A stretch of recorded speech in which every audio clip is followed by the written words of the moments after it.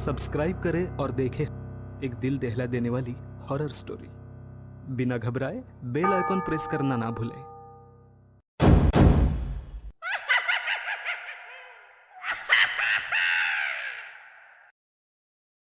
इस कथा के लेखक हैं हासिम नागराल।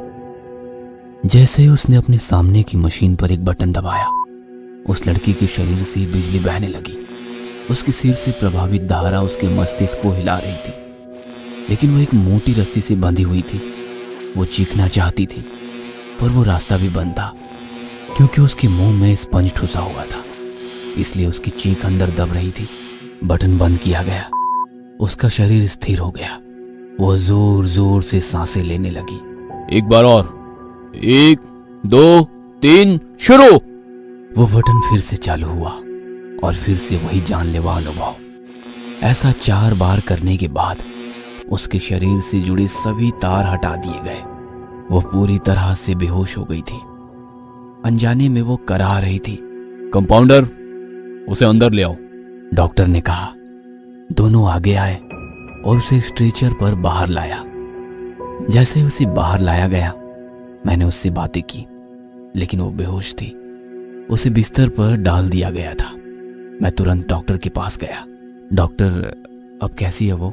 डॉक्टर ने निराशा के स्वर में गर्दन हिलाकर बोला, देखिए, ज्यादा प्रगति नहीं है। शॉक ट्रीटमेंट जारी रखना होगा। उसके करीबी दोस्त और उसके रिश्तेदार उसके साथ रहेंगे तो वो जल्दी ठीक हो जाएगी। हाँ डॉक्टर, लेकिन कोई आ नहीं रहा है। अगर वे आते भी हैं तो वे ज्यादा समय तक नहीं रुकते। मैंने कहा। डॉक्टर कुछ सोचकर बोला, देखिए, यही तो मानसिक रूप से बीमारी की वास्तविक समस्या है। ऐसे समय में उन्हें वास्तव में स्नेह की आवश्यकता होती है और लोग उन्हें पागल करार करके इनसे दूर भागते हैं। यह किसी अन्य बीमारी की तरह है, लेकिन अपने लोगों का व्यवहार देखकर जो व्यक्ति पागल नहीं है वो भी पागल हो जाएगा। डॉक्टर एक पल के लिए रुका और बोला, लेकिन आदित्य, मुझे वास्तव में आप पर बहुत गर्व है। ऐसी कठिन परिस्थिति में भी आप नीलांबरी के पीछे मजबूती से खड़े हैं। चिंता मत करो, वो ठीक हो जाएगी। मैंने मुस्कुराने की कोशिश की और उसके कैबिन से बाहर आया। बाहर की स्थिति और भी भयावह थी। कुछ महिलाएं अपने बालों को खुला छोड़ करके बैठी है, जो चिल्ला रही है। कोई अकेले कहीं पर छटपटा रही है। अचानक सामने एक महिला आई। आया तू मेरा बच्चा, आया तू, आया मेरा बच्चा। महिला ने अपना हाथ मेरे मुंह पर फेरना शुरू कर दिया। बस फिर 2 नर्स आई और उसे पकड़ लिया। मुझे अब इन पागल लोगों की आदत सी हो गई थी। अस्पताल में हर किसी की एक अलग कहानी थी। जवान लड़का हादसे में मर गया था। इससे मां पागल हो गई थी, क्योंकि वो सदमे को सहन ना कर सकी थी। ससुराल वालों के उत्पीड़न के कारण कोई पागल हो गया था। मैं हल्के कदमों से नीलू के बिस्तर के करीब आ गया और उसकी बगल में बैठ गया। वो आंखें बंद किए लेटी हुई थी। आंखों के नीचे घना काला घेरा था। गाल अंदर जा चुके थे। चेहरा बिल्कुल काला पड़ गया था। उड़े हुए बाल, वो सिर्फ हड्डी का ढांचा बन के रह गई थी।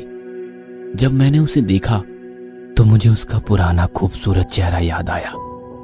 मैंने उसे 2 महीने पहले देखा था पहली बार। नीलांबरी, नीलू। मैं अपने घर की गैलरी में खड़ा था। सुबह हो गई थी।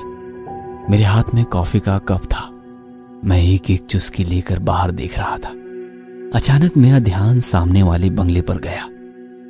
ये कई दिनों से बंद था, पर आज उसके दरवाजे खुले थे। उसके आंगन में एक गुड़हल का पेड़ था। कोई लड़की उस पेड़ से फूल तोड़ रही थी। मैं उसके चेहरे को देखने के लिए बेचैन हो गया। उसी वक्त फूल पर नाजुक उंगलियां आई और उस फूल को तोड़ दिया। मैंने उस सुंदर लाल फूल के पीछे सुंदर फूल जैसी लड़की को देखा।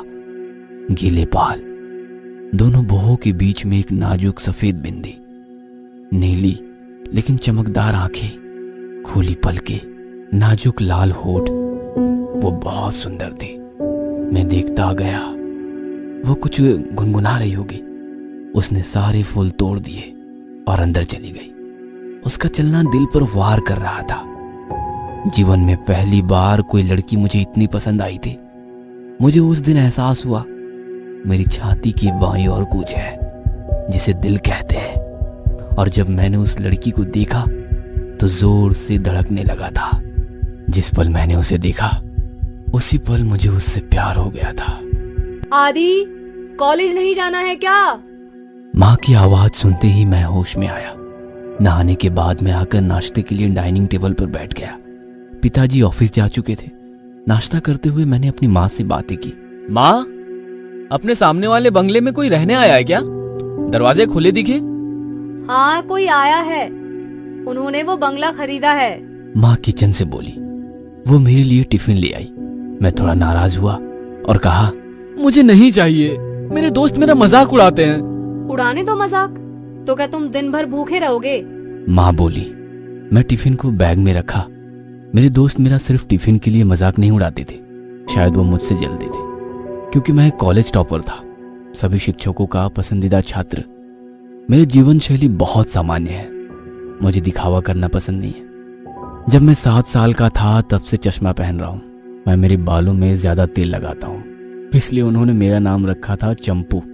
मुझे ये बिल्कुल पसंद नहीं है कि कोई मुझे चंपू बुलाए, लेकिन कोई अपने बारे में क्या सोचता है उस बारे में बहुत ज्यादा नहीं सोचना चाहिए। अपने जीवन को अपने तरीके से जीना चाहिए। सही है ना? सही है। मैं कॉलेज आया और सीधा अपनी कक्षा में जाकर बैठ गया। कक्षा में हमेशा की तरह शोर चल रहा था। उस वक्त वो कक्षा में आई। वह वही सुबह वाली लड़की थी।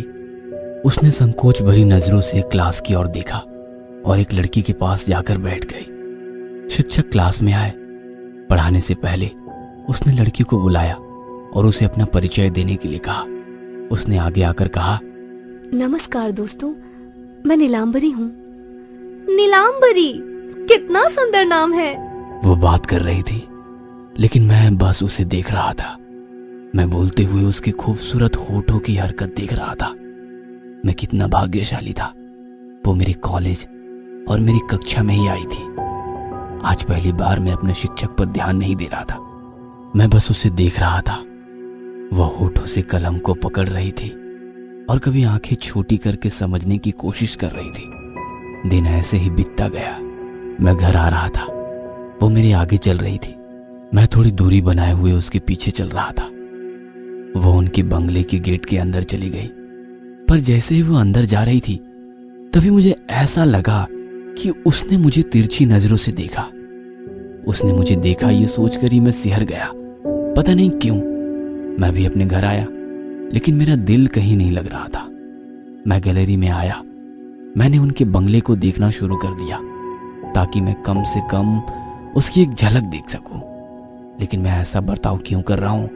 कॉलेज में बहुत सारी लड़कियां थी, लेकिन मैंने कभी भी नहीं सोचा था कि मुझे किसी लड़की पे इतनी दिलचस्पी है।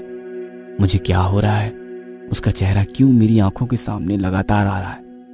मैंने उसकी एक झलक पाने के लिए पढ़ाई छोड़कर 4 घंटे गैलरी में क्यों खड़ा हूं?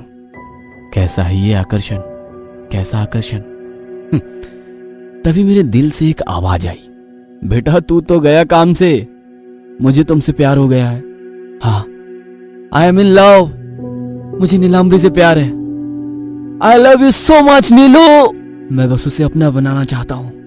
मैं उसके साथ रहना चाहता हूँ। वो रात खुली आंखों से उसके सपने देखने में निकल गई।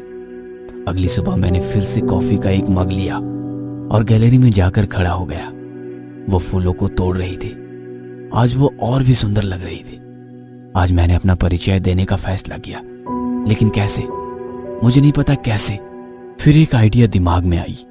मैं उत्साह के साथ नहाने के लिए गया। नहाने के बाद मैंने मेरे सबसे अच्छे वाले कपड़े निकालकर पहने। आईने में देखते हुए परफ्यूम की स्प्रे मारकर तैयार हो गया। आज माँ बड़े ध्यान से देखते हुए बोली, आज किधर से दिन निकला है?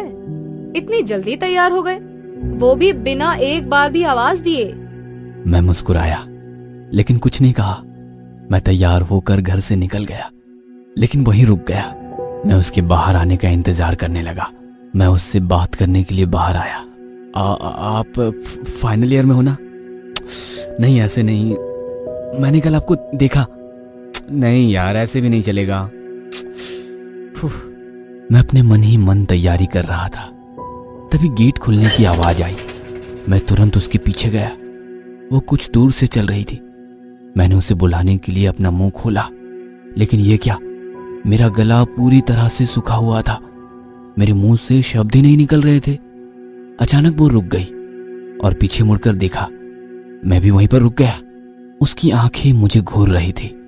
वो मेरी तरफ आने लगी। दिल की धड़कन कानों तक सुनाई पड़ी। वो सामने आई और खड़ी होकर बोली, हेलो आदित्य। मैं चौंक गया। वो भी मेरा नाम जानती है। मैंने अपने आप को संभालते हुए कहा, हेलो, क्या क्या आप मुझे जानती हो? मेरे इस सवाल में आश्चर्य था या खुशी, ये नहीं पता, पर वो मुस्कुराई और बोली, एक्चुअली नहीं, लेकिन हम एक ही क्लास में हैं और आप क्लास के सबसे स्कॉलर स्टूडेंट हैं। मैंने सुना था कल कुछ लड़कियों से। मैं भी मुस्कुरा दिया। फिर नीलू आगे बात करने लगी, हम यहाँ रहने के लिए नए हैं। एक टॉपर लड़के के साथ दोस्ती करने के फायदे होते हैं। मैंने भौं को उठाते हुए उसको देखा। वो भी जोर से हंसी और बोली, मेरा मतलब है आपको नोट्स मिलते हैं ना? मैं भी मुस्कुराया। देखिए, मैं नोट्स दूंगा, लेकिन प्लीज मुझे आप कहकर मत बुलाना। नीलू ने कुछ देर सोचा और कहा, पर एक शर्त पर, तुम भी मुझे आप कहकर नहीं बुलाओगे? मैंने मुस्कुराकर कहा, हाँ बिल्कुल जी। आपके साथ घर में और कौन कौन है? ओह सॉरी, मेरा मतलब है तुम्हारे घर में। मैं और माँ। मेरे पिताजी अब नहीं रहे। ओह सॉरी, मुझे बुरा लगा। हम दोनों बातें करने लगे। पहली नजर में जैसा लग रहा था वैसा वो शांत नहीं थी। वो बहुत बातूनी थी। मैं बस सुन रहा था और वो बात कर रही थी। मैं सिर्फ उसके होठों की हरकत और उसके चेहरे की मासूमियत को देख रहा था। वो दिन बहुत यादगार था मेरे लिए। शाम को हम दोनों एक ही साथ घर आए। अब हम हर रोज साथ साथ कॉलेज आते जाते थे।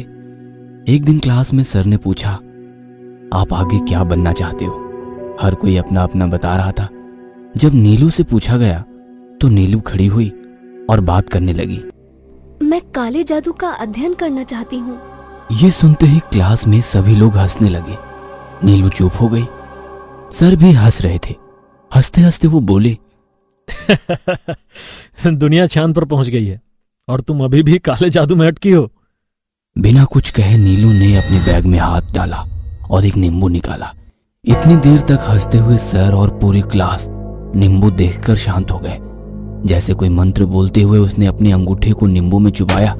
नींबू से रस की जगह खून बहने लगा, लाल लाल।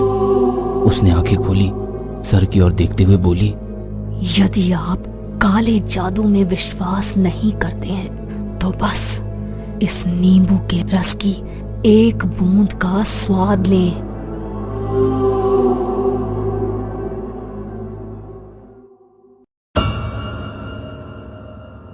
ये कहानी आपको अच्छी लगी हो तो हमें सब्सक्राइब करें। हमारा इंस्टाग्राम और फेसबुक पेज जरूर फॉलो करें। अगर आपके पास ऐसी ही कोई कहानी हो तो हमें कमेंट बॉक्स में भेजें। हम कोशिश करेंगे कि अगली एनिमेटेड स्टोरी आपकी होगी।